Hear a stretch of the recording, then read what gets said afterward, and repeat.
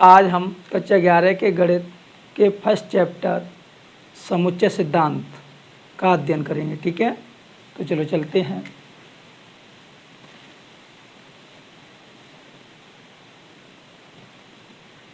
समुच्चय सिद्धांत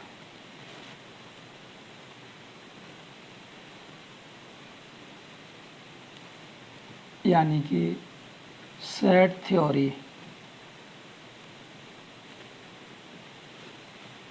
ठीक है, तो ये समुच्चय होता क्या है, समुच्चय की परिभाषा क्या है, ये जान लेते हैं।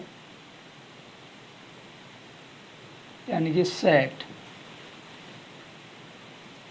तो देखिए किसी एक ही प्रकार की वस्तुओं के समूह या संग्रह को हम समुच्चय कहते हैं। ठीक है, वस्तुओं के समूह या संग्रह को क्या कहते हैं, समुच्चय। यानी कि कह सकते हैं हम वस्तुओं के समूह या संग्रह को, तो संग्रह को आप चाहे तो ग्रुपिंग भी कह सकते हैं। ग्रुप को समुच्चय कहते हैं।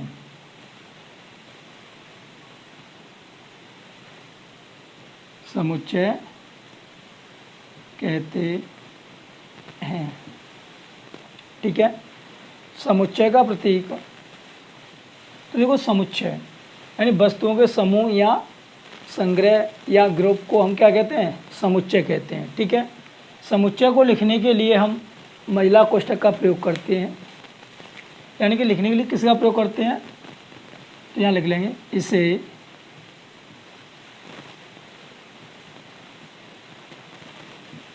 लिखने के लिए महिला कोष्ठक का प्रयोग करते हैं।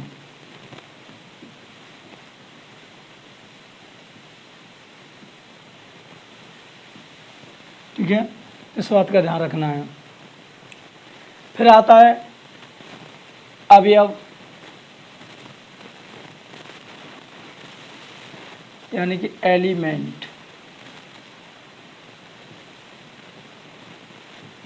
अब ये एलिमेंट क्या होते हैं, यानी कि कोई समुच्चय जिन वस्तुओं के संग्रह या समूह से बना है, तो उन वस्तुओं को ही हम कहते हैं अवयव। ठीक है, जैसे कि बात करें कि समुच्चय को जब मझले कोष्ठक के अंदर लिखते हैं, तो मझला कोष्ठक के अंदर लिखे जाने वाले सभी अवयव क्या कहलाते हैं, उस समुच्चय के अवयव कहलाते हैं।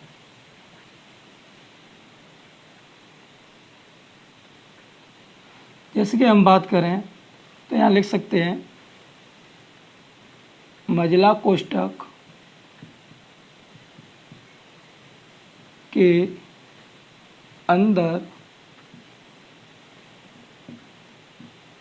लिखे जाने वाले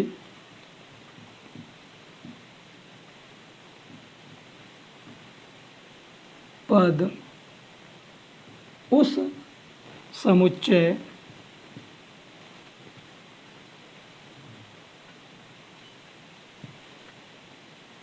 के अवयव कहलाते हैं। अवयव, अवयव का प्रतीक होता है एलिमेंट। ठीक है, अवयव कहलाते हैं। जैसे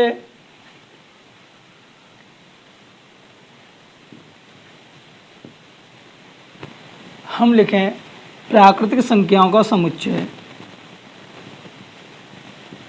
प्राकृतिक संख्याओं का समुच्चय,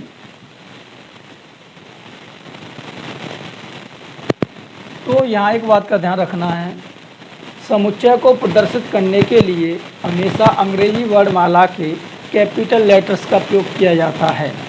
जैसे कि हम बात करें प्राकृतिक संख्याओं का समुच्चय, तो प्राकृतिक संख्याओं को इंग्लिश में कहते हैं नेचुरल नंबर, इसे कैपिटल N से दर्शाया जाएगा। अब इसका समुच्चय लिखना है, तो समुच्चय को लिखने के लिए महिला कोष्ठक का उपयोग किया जाता है। और किसका समुच्चय लिखना है? प्राकृतिक संख्याओं का समुच्चय। तो प्राकृतिक संख्या कौन कौन सी होती है, कहाँ से शुरू होती है, लिख देंगे 1 2 3 4 ... इस तरीके से ये हो जाएगा आपका क्या, प्राकृतिक संख्याओं का समुच्चय। ठीक है, तो यहाँ हम कहेंगे एक इस समुच्चय का क्या है, अवयव है। तो इसको हम लिख सकते हैं एक एलिमेंट n, यानी कि एक है वो प्राकृतिक संख्याओं के समुच्चय का एक अवयव है। या ये भी लिख सकते हैं 2 एलिमेंट n, यानी कि 2 भी इस समुच्चय का अवयव है। हम बात करें, या फिर कह सकता है तथा 0 एलिमेंट n। तो बताइए क्या 0 इसमें है? नहीं है, तो इसे हम लिख देंगे नॉट एलिमेंट, यानी कि एलिमेंट को हम क्या कर देंगे, काट देंगे। ये लिखा जाएगा 0 नॉट एलिमेंट n। ठीक है, तो इसको क्या पढ़ेंगे हम, एक एलिमेंट n। ठीक है, इस वाली चीज़ को तो पढ़ने के लिए इसका प्रयोग किया जाएगा। इसको पढ़ेंगे 0 नॉट एलिमेंट n। ठीक है, तो इस बात का ध्यान रखना है आपको, यानी कि 1 एलिमेंट n, यानी कि एक n समुच्चय का अवयव है। इसे भी यही पढ़ेंगे 2 एलिमेंट n, यानी कि 2 भी इस समुच्चय का अवयव है। ठीक है, जबकि हम यहाँ पर देखें 0, तो 0 क्या n वाले समुच्चय में दिया है? नहीं दिया है, तो हम इसको पढ़ेंगे क्या, 0 नॉट एलिमेंट n, यानी कि 0 n का अवयव नहीं है। ठीक है, यहाँ हम बात करें और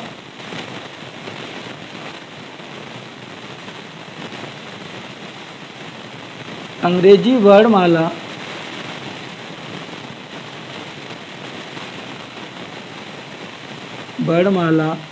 में स्वरों का समुच्चय।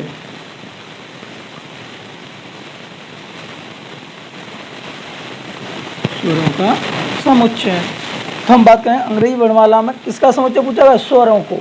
तो स्वरों एक ग्रुप होता है, तो स्वरों के ग्रुप में कौन कौन आता है? स्वरों को इंग्लिश में क्या कहता है, वॉवेल्स। तो इसको लिखेंगे ओवी, यानी कैपिटल ओवी। तो अभी मैंने बताया था समुच्चय को लिखने के लिए हमेशा हम अंग्रेजी वर्णमाला एक कैपिटल अक्षर का प्रयोग करते हैं। आप समुच्चय लिखेंगे तो महिला कोष्ठक के अंदर लिखा जाएगा। तो यानी कि स्वर, तो स्वर के ग्रुप में कौन कौन आता है वो सब लिख देंगे। महिला कोष्ठक के अंदर कोई भी पद, यहाँ तो कैपिटल लिख सकते हैं, स्मॉल लिख सकते हैं, यहाँ कोई प्रॉब्लम नहीं है, लेकिन प्रदर्शित करने के लिए ये अक्षर हमेशा कैपिटल्स होने चाहिए। तो यहाँ पर हम लिखेंगे A E I O U। तो एक बात का विशेष ध्यान रखें यहाँ कि जब हम कोई समुच्चय लिखते हैं और समुच्चय में लिखने के लिए महिला कोष्ठक का प्रयोग करते हैं, तो महिला कोष्ठक में जितने भी पद लगाए जाते हैं तो उन सब के बीच में अर्धविराम चिन्ह का प्रयोग करते हैं, यानी प्रत्येक पद को अर्धविराम के द्वारा अलग अलग कर दिया जाता है। ठीक है, तो यहाँ पे हम बात करें ए और उवी, तो देखो ए उवी का एलिमेंट है, यस तो यस, तो एलिमेंट उवी, यानी कि ए इसका अवयव उवी का है। यहाँ बात करें हम ई एलिमेंट उवी। ठीक है, तो देखो ई भी उवी का एलिमेंट है, ये दिख रहा है ना आपको। तथा हम बात करें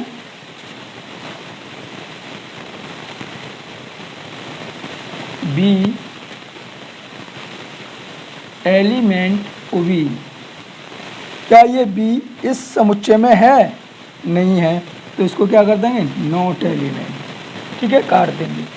या हम बात करें एम, क्या एम इसमें है? नहीं है, तो नॉट एलिमेंट उवी।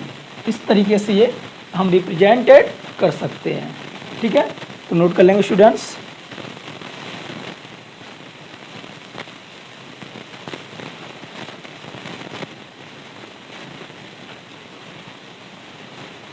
तो चलो साफ कर देते इसे।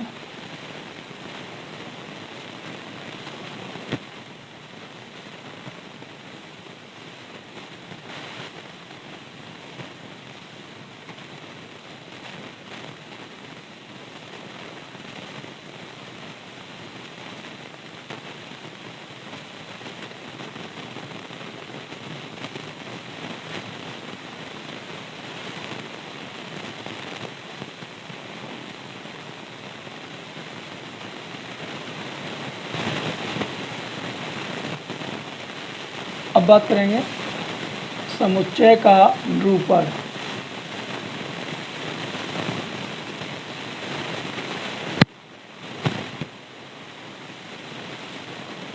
ठीक है, रिप्रेजेंटेशन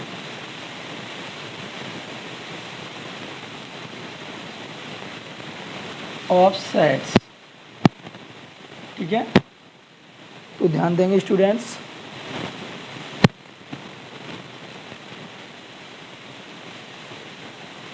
तो यहाँ पे हम बात करें यानी कि समुच्चयों का निरूपण। तो समुच्चय के निरूपण के लिए दो विधियों का प्रयोग किया जाता है। इसकी दो विधि हैं।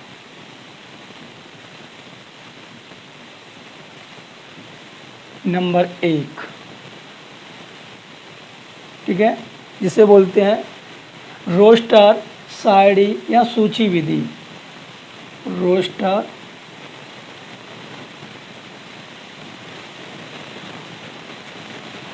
या सारणी या सूची विधि।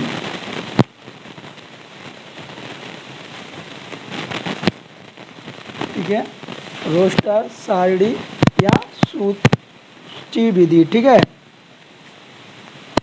तो इसको देखिए, इसमें क्या है आपका रोस्टर, सारणी या सूची विधि, यानी कि समुच्चय को प्रदर्शित करने वाली यह वह विधि है जिसमें समुच्चय को लिखते समय मझले कोष्ठक के अंदर उसके प्रत्येक अवयव को दर्शाया जाता है।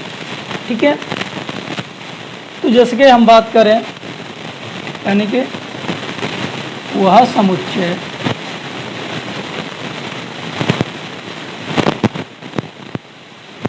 जिसमें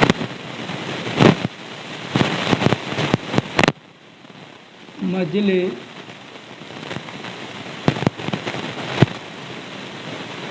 कोष्ठक के अंदर प्रत्येक पद को अर्धविराम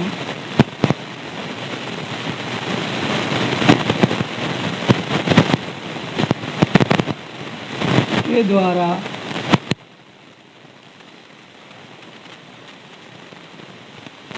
दर्शाया जाता है।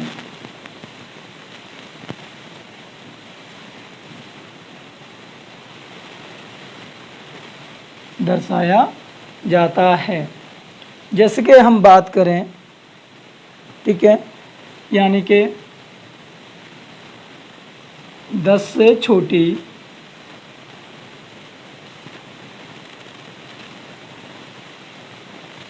छोटी प्राकृतिक संख्याओं का समुच्चय, प्राकृतिक संख्याओं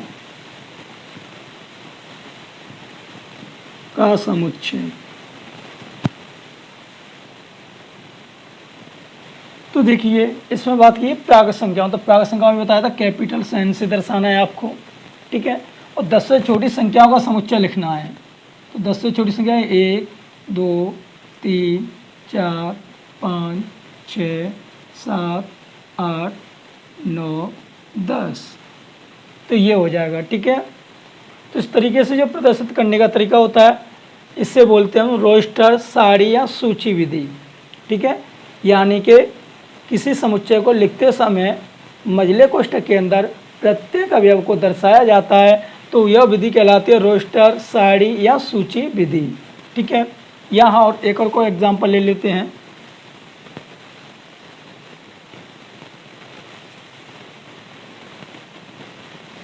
एप्पल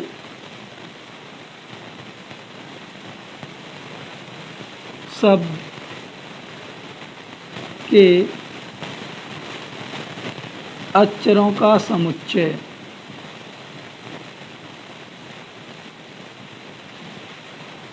ठीक है, तो किसका समुच्चय पूछा गया है? अक्षरों को। तो अक्षरों को इंग्लिश में क्या कहते हैं? देख लीजिए, वर्ड्स में से होते हैं शब्द, अंक यानी अक्षर, अल्फाबेटिकल होते हैं ए, तो इसे ए से दर्शा सकते हैं, वर्ड होते हैं। अब किसका समुच्चय लिखना है हमको? एप्पल शब्द का। तो एप्पल शब्द का लिखना है, तो एप्पल शब्द में कौन कौन से अक्षर प्रयोग हुए हैं? ए, कोमा, पी। तो ध्यान रखना यहाँ पी कितनी बार आया है? 2 बार। तो ध्यान रखना किसी भी समूह या संग्रह में या शब्द में कोई शब्द 2 या 2 से अधिक बार आए, तब उसका समुच्चय लिखते समय उसे केवल एक बार प्रयोग किया जाता है। जैसे कि एप्पल दिया तो यहाँ पे पी डबल आई है, लेकिन समुच्चय लिखते समय पी को एक ही बार लिखेंगे, APPLE।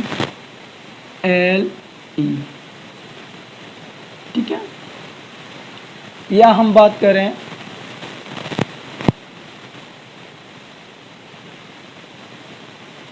बनाना शब्द के अक्षरों का समुच्चय। ठीक है, तो यहाँ पे हम बात करेंगे तो अक्षरों को अल्फाबेटिकल, तो यानी कि ए बराबर, यहाँ मंझला क्वेश्चन क्या लिखा है? बी, ए और एन। यही हो जाएगा इसका समुच्चय। बी एक बार आ गया, ए इसमें 3 बार आया है, लेकिन समुच्चय लिखते समय एक ही बार प्रयोग करेंगे। एन डबल आया, इससे भी एक बार। इसे आगे पीछे कैसे भी लिख सकते हैं, या इसे ए, बी, एन, बी लिख सकते हैं। ठीक है, इस प्रकार तो रोस्टर सारणी सूची विधि में समुच्चय लिखते समय मझले कोष्ठक के अंदर प्रत्येक अवयव को प्रेजेंटेट करते हैं। ठीक है, इस बात का ध्यान रखेंगे। तो अब देखते हैं दूसरी विधि।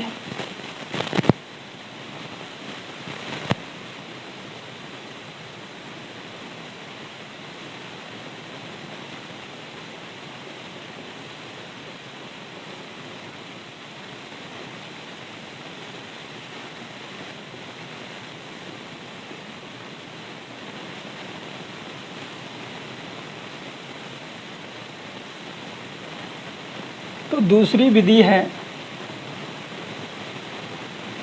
निर्माण,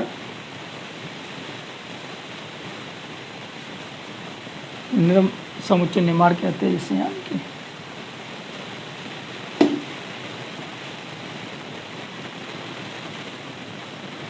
समुच्चय निर्माण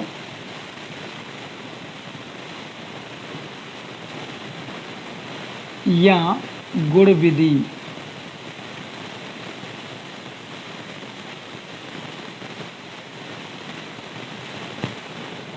तो यहाँ देखिए समुच्चय निर्माण या गुण विधि।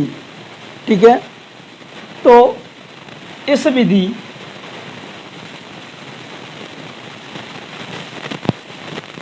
में मझले कोष्ठक के अंदर एक अक्षर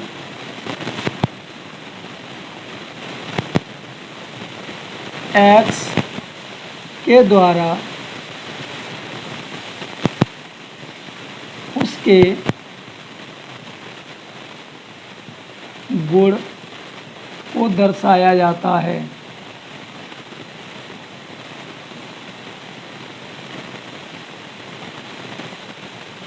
गुण को दर्शाया जाता है, यानी कि समुच्चय निर्माण या गुण विधि में क्या होता है, इस विधि में मझले कोष्ठक के अंदर एक अक्षर x के द्वारा उसके गुण को दर्शाया जाता है। ठीक है, जैसे कि हम बात करें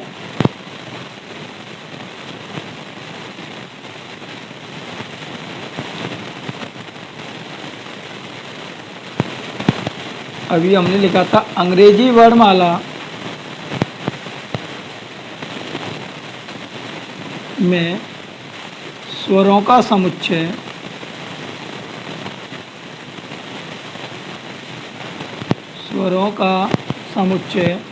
इसे क्या लिखेंगे, स्वरों को इंग्लिश में वॉल्स ओवी। तो इसे समुच्चय निर्माण या गुण विधि में लिखने के लिए क्या करेंगे, मझले कोष्ठक का प्रयोग और किसके द्वारा, एक अक्षर के द्वारा दर्शाया x कोलन x एक अंग्रेजी वर्णमाला का स्वर है।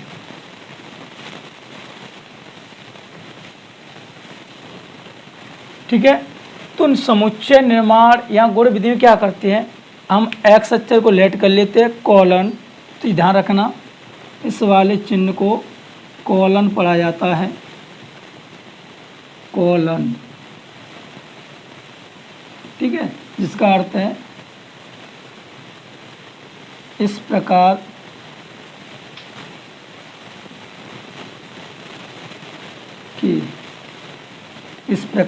की, यानी कि x यहाँ पे क्या है, यहाँ हम उसके गुण को दर्शाते हैं। जैसे कि हमने यहाँ पे x लिखा, तो x क्या है, तो x एक अंग्रेजी वर्णमाला का स्वर है। तो यहाँ पे x की वैल्यू क्या हो सकती है, जब हम इसी को रोस्टर विधि में लिखेंगे, तो रोस्टर में क्या करेंगे, तो x की अंग्रेजी वर्णमाला का स्वर, तो अंग्रेजी वर्णमाला का स्वर कौन सा हो सकता है, x की वैल्यू a हो सकती है, ई हो सकती है, आई हो सकती है, ओ हो सकती है और यू हो सकती है। तो इस तरीके से लिखा जाता है रोस्टर विधि में। ठीक है, अब नेक्स्ट एग्जांपल देख लेते हैं।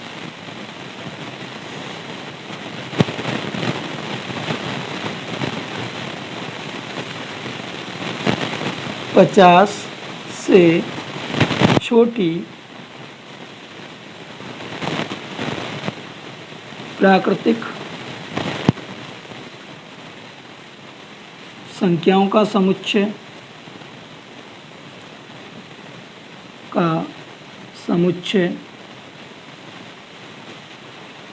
तो देखिए 50 से छोटी प्राकृतिक संख्याओं का समुच्चय निर्माण विधियां गुण विधियां कैसे लिखना है, तो प्राकृतिक संख्याओं कैपिटल N से लिखेंगे, मझले कोष्ठक के अंतर्गत x कोलन x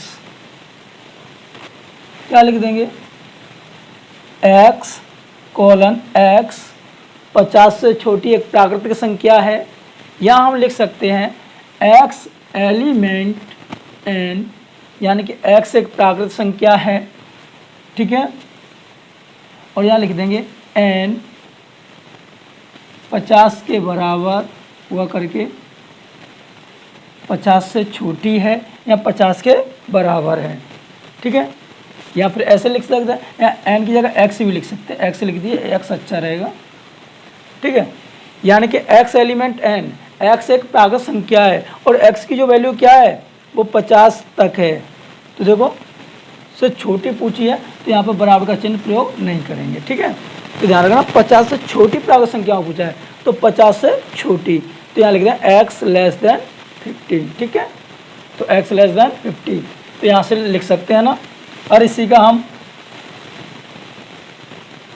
तो ध्यान रखें, आप ये चीज़ ना लिख पाएँ तो आप ऐसे भी लिख सकते हैं कि x एक 50 से छोटी प्राकृतिक संख्या है। ठीक है, और रोस्टर रूप तो लिख ही लेंगे, 149 तक लिख ही देंगे उसमें। ठीक है, यहाँ हम और बात करें 5 से बड़ी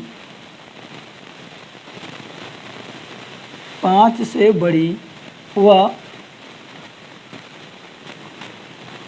18 से छोटी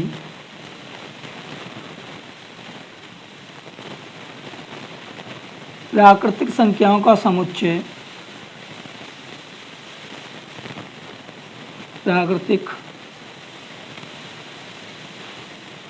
संख्याओं का समुच्चय। तो यहाँ पे हमें लिखना है प्राकृत संख्या। तो समुच्चय निर्माण विधि में कैसे लिखेंगे? x colon x element n, यानी कि x क्या है? प्राकृतिक संख्या है। वह x की जो वैल्यू होगी वो कहाँ से कहाँ तक होगी? 5 से बड़ी। तो 5 से बड़ी होगी तो यहाँ लिख देंगे 5। 5 से बड़ी है क्या? x। ठीक है। और 18 से छोटी, 18 से छोटी, इस तरीके से लिख सकते हैं। यानी कि x colon x element n, वह x की जो वैल्यू है वो 5 से तो बड़ी है पर 18 से क्या है? छोटी है। ठीक है, तो नोट कर लेंगे।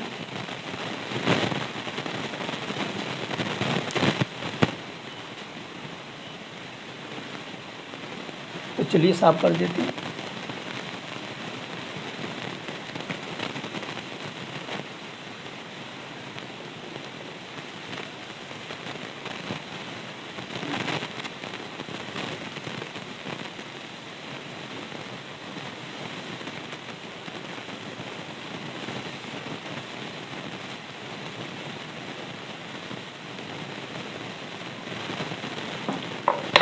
अब बात करते हैं समुच्चय के प्रकार।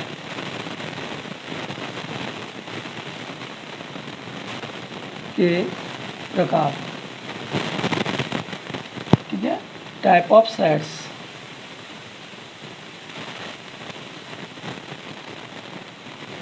सेट,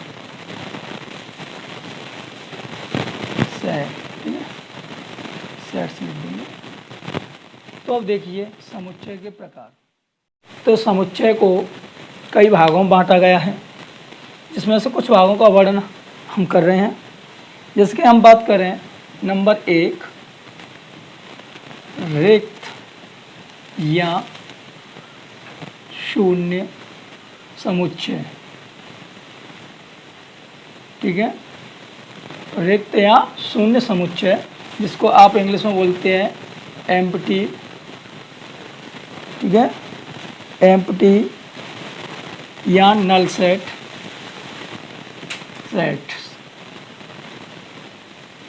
ठीक है, तो यहाँ पे हम बात करें इसकी, तो रिक्त या शून्य समुच्चय क्या होता है?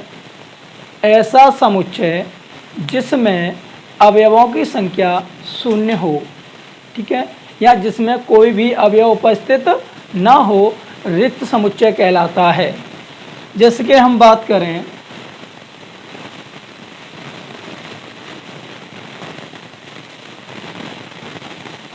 जैसे 1 से छोटी प्राकृतिक संख्याओं का समुच्चय। प्राकृतिक संख्याओं का समुच्चय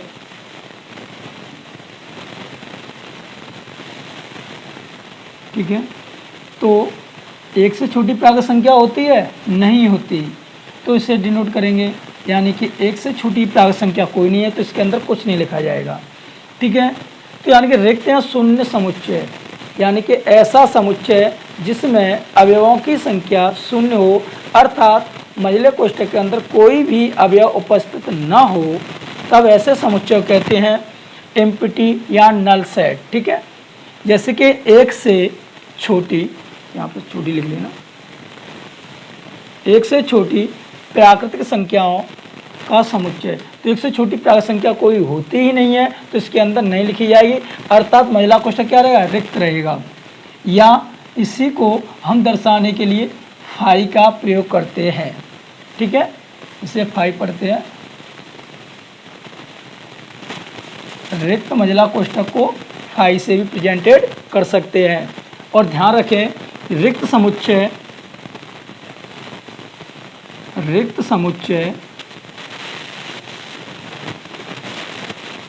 एक अद्वितीय समुच्चय होता है। अद्वितीय समुच्चय होता है। ठीक है, तो ध्यान रखना। तो ऐसे हम ज्ञात कर सकते हैं, या हम बात कहें अंग्रेजी वर्णमाला में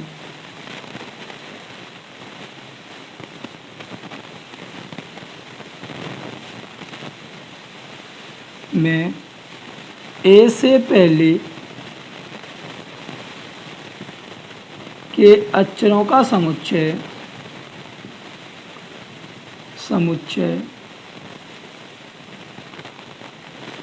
ठीक है। तो अक्षरों को ए से दर्शाएं। क्या अंग्रेजी वर्णमाला में ए से पहले कोई अक्षर आता है? नहीं आता। तो अतः इसके अंदर कोई भी अवयव नहीं लिखा जाएगा, अर्थात ये क्या रहेगा? रिक्त। यहाँ क्या लिख सकते हैं? हाई। तो इस बात का ध्यान रखना, यानी कि ऐसा समुच्चय जिसमें कोई भी अवयव उपस्थित ना हो, तो ऐसे समुच्चय को हम रिक्त या नल समुच्चय या शून्य समुच्चय कहते हैं। ठीक है। अब बात करते हैं नंबर 2, एकल समुच्चय।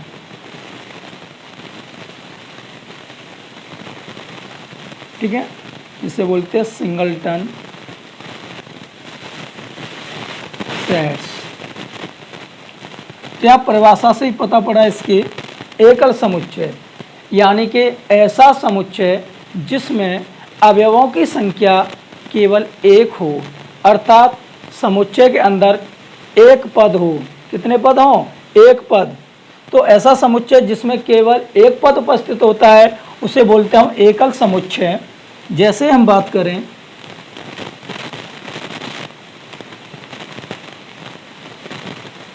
पृथ्वी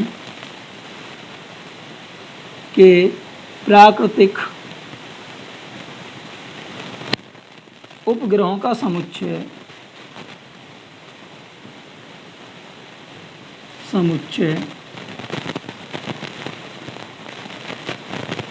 ठीक है।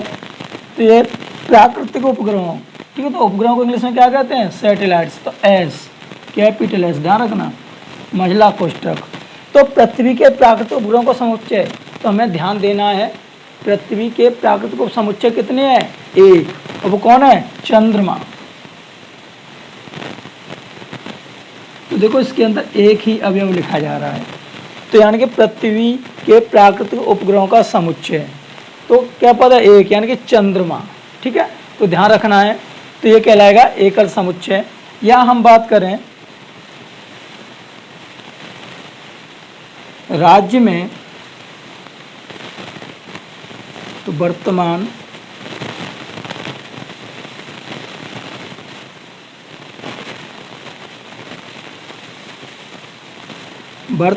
में राज्य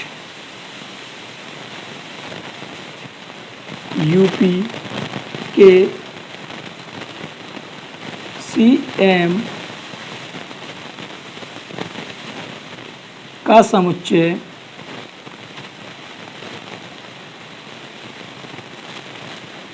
ठीक है।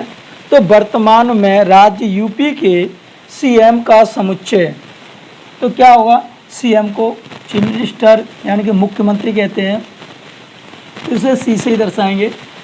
तो यूपी राज्य में सीएम यानी कि वर्तमान में सीएम कितने होते हैं? एक ही प्रेजेंटेड होता है। तो इस समय राज्य यूपी में यानी कि 2020 जो अभी चल रही है, तो अभी सीएम कौन है? तो योगी आदित्यनाथ। तो इसमें लिख देंगे योगी आदित्यनाथ, तो एक ही शॉर्ट में लिख देते हैं योगी जी। ठीक है, तो यहाँ पे योगी जी लिख लीजिए। तो ये हमारा क्या हो जाएगा? एकल समुच्चय। ठीक है, तो इस बात का ध्यान रखेंगे, यानी कि ऐसा समुच्चय जिसमें केवल एक पद उपस्थित हो तो उसे बोलते हैं एकल समुच्चय। ठीक है, तो चलो कॉपी कर लेते हैं। चलो तो फिर आप देखते हैं आगे।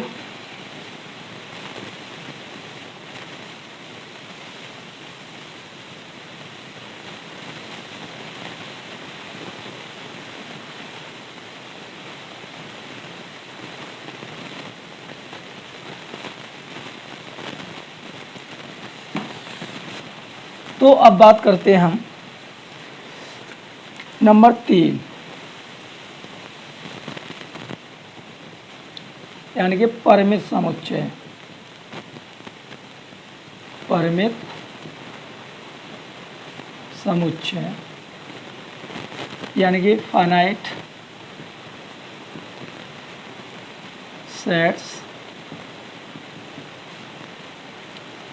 और इसी के नंबर 4 पे आता है अपरिमित समुच्चय। ये जस्ट इसका उल्टा है, समुच्चय यानी कि वजह क्या, इनफाइनाइट, इन्फिनिट सेट्स। ठीक है, तो यानी कि परिमित समुच्चय, तो ऐसा समुच्चय जिसमें अवयवों की संख्या सीमित हो तो उसे बोलते हैं हम परिमित समुच्चय। और जब किसी समुच्चय में अवयवों की संख्या असीमित या अनगण्यत हो जाती है तब बोलते हैं उसे अपरिमित समुच्चय। ठीक है, तो जैसे कि हम बात करें यहाँ पे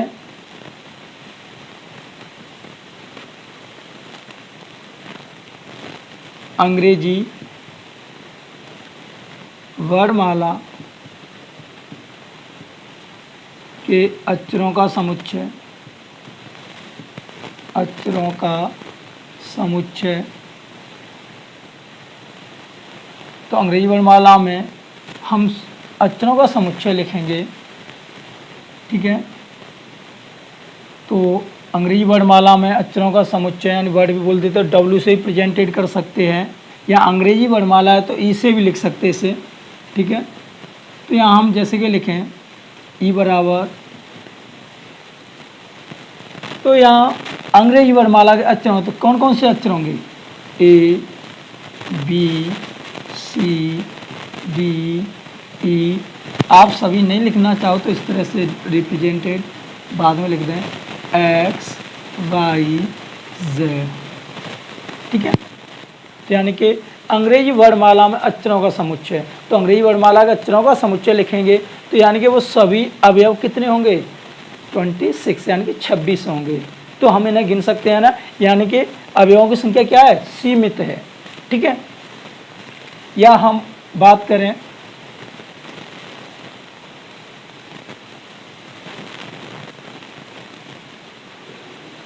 जैसे कि ले लीजिए दिनों का समुच्चय,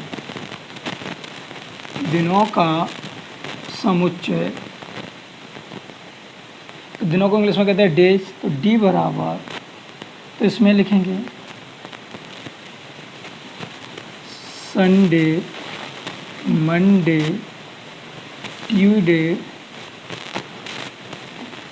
संडे मंडे ट्यूसडे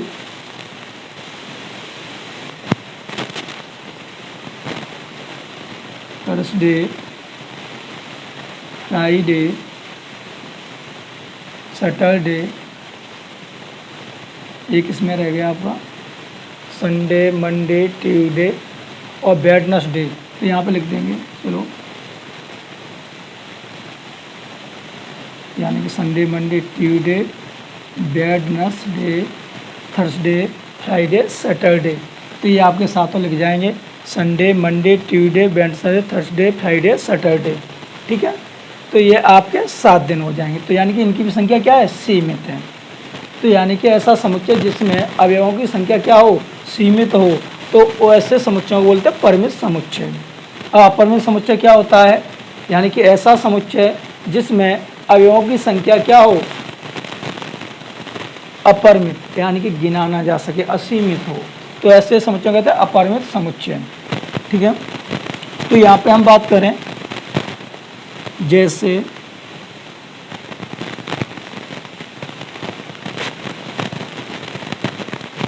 पूर्ण संख्याओं का समुच्चय, पूर्ण संख्याओं का समुच्चय, तो इसको बोलते हैं पूर्ण संख्या ऑल नंबर। ऑल को हम डब्ल्यू से ही प्रेजेंटेड कर सकते हैं। तो पूर्ण संख्याएं कहाँ से शुरू होती हैं, 0 1 2 3 4 डॉट डॉट डॉट, यानी कि यहाँ कोई भी संख्या निश्चित नहीं है ये कहाँ तक लिखी जाएंगी, ठीक है। तो जिसमें डॉट डॉट डॉट इनफाइनाइट तक जा रहा हो तो समझ लेना कि वो अपरिमित समुच्चय है, ठीक है। या हम बात करें सम संख्याओं का समुच्चय, तो सम संख्याओं का समुच्चय, सम को इंग्लिश में कहते हैं क्या, और मिस होता है सम, और सम को बोलते हैं इवन, इवन का पहला अक्षर क्या, ई। तो सम संख्याएं तो क्या होंगी, 2 4 6 8 डॉट डॉट डॉट डॉट। तो इस तरीके से हम निकाल सकते हैं, ठीक है। तो यहाँ पे इस बात का ध्यान रखना है। तो यहाँ पे एक बात का ध्यान देखना परिमित समुच्चय में, जैसे कि हम बात करें अंग्रेजी वर्णमाला में अक्षरों का समुच्चय, जब हम इसकी संख्या लिखेंगे तो एन कोष्टक में ई, तो यानी कितने होंगे ये 26। तो ये अक्षरों की संख्या इस तरह से प्रेजेंट करते हैं। ऐसी दिनों के समुच्चय की संख्या प्रेजेंटेड करेंगे तो स्मॉल एन डी कितने हो जाएगी 7, ठीक है। तो आगे एन लग जाए तो समझ लेना वो उस समुच्चय में अवयवों की संख्या पूछ रहा है, ठीक है। तो मिटा देते इसे।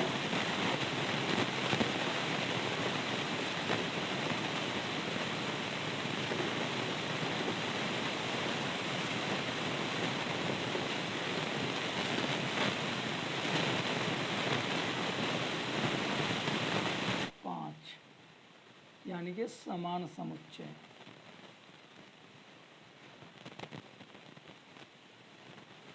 समान समुच्चय किसको बोलते हैं, इक्वल सेट, ठीक है। तो इसमें क्या होता है, याद है, दो समुच्चय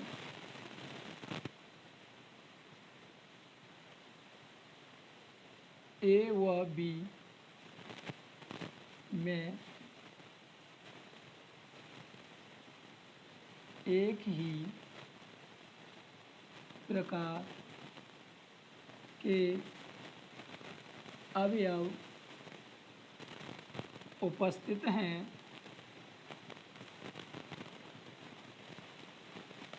तब ए व बी समान समुच्चय होंगे, समुच्चय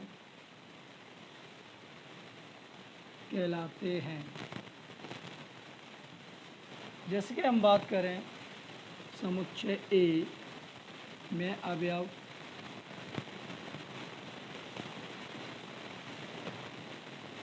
ठीक, तो समुच्चय में अवयव क्या दिया, 1 3 5 7 9 11, ठीक है। तब यहाँ से हम एन ए यानी कि ए में अवयवों की संख्या निकालें तो कितनी होगी, 1 2 3 4 5 6, ठीक है। अब बात करें हम बी, तो जैसे कि इसमें दिया हो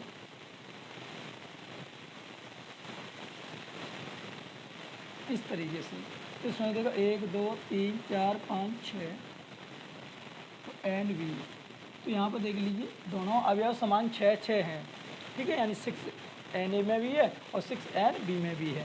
अब देखें 7 इसमें है, इसमें भी है, 3 इसमें भी है, इसमें भी है, 5 इसमें भी है, 1 1 9 9 11 11। तो इस कंडीशन में कहलाएंगे ए बराबर बी, यानी कि समुच्चय ए और बी क्या है, समान है, ठीक है। अब बात करें नंबर 6, समतुल्य समुच्चय, समतुल्य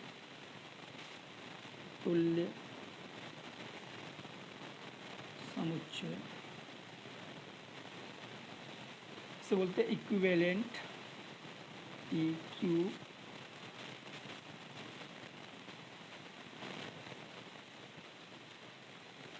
इक्विवेलेंट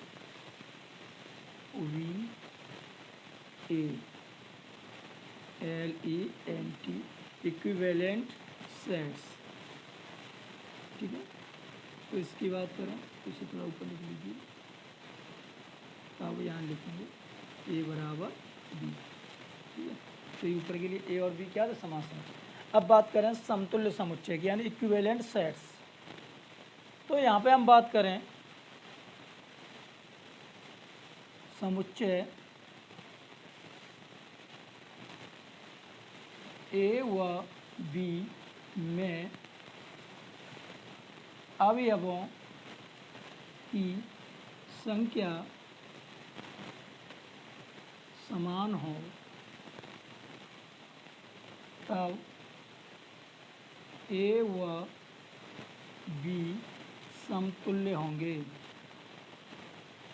समतुल्य होंगे। जैसे कि हम बात करें ए बराबर 2, 4, 6, 8। तो यहाँ से हम बात करें तो एन ए बराबर कितना हुआ, यानी कि ए में अवयवों की संख्या कितनी है, 4, ठीक है। और बी में हम बात करें ए बी सी डी, तो यहाँ पर भी हम अवयवों की संख्या देखें एन बी बराबर 4, तो हमने देखा तब